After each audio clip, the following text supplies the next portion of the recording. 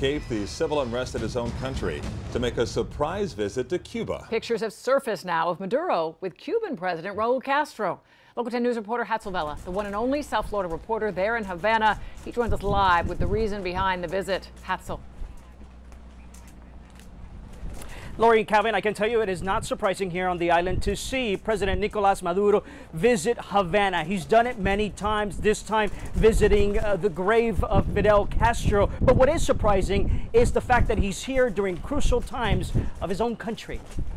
The pictures started showing up on social media early this morning. Venezuelan President Nicolas Maduro makes an unannounced visit to Cuba, while crisis still grips his country. It was Cuban state-run media the first to post the story and pictures of the visit that was kept secret. Maduro stands next to Cuban President Raul Castro, paying homage to former Cuban leader Fidel Castro at his grave in Santiago de Cuba. Sunday would have been Fidel Castro's 91st birthday. Maduro and his wife also visited the mausoleum of Cuban national hero José Martí. Cuba's government has remained steadfast in its support of the oil-rich South American country. But oil supply for the communist island has dwindled, and new numbers show trade between the two countries has fallen 70% since 2014. Civil unrest continues in Venezuela after a new National Assembly was sworn in and is expected to rewrite the constitution, which critics say will lead the country into a dictatorship or a Cuban-style socialist government. On Monday, Maduro organized an anti-imperialist rally after President Donald Trump said the U.S. would consider military action to resolve the political crisis in Venezuela. Vice President Mike Pence weighs in. We will not stand by while Venezuela crumbles into dictatorship.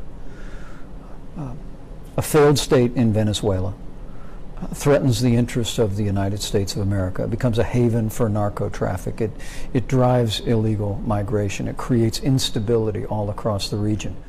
Now, Hansel, economically, Venezuela depends on, or rather Cuba depends on Venezuela, but what kind of role does Cuba play in Venezuela?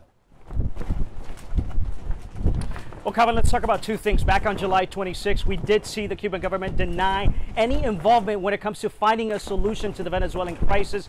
There had been reports that Venezuela, or Cuba rather, had been cooperating with other Latin American countries to try to fix the problem. There have been other reports as well that Cuba has agents in Venezuela. At this point, nobody's really ever said how many. Cuba hasn't really accepted the fact, but we know that that is the case in Venezuela. Our Hatzel Vela reporting live, the one and only in Havana, Cuba. Hatzel, thanks a lot.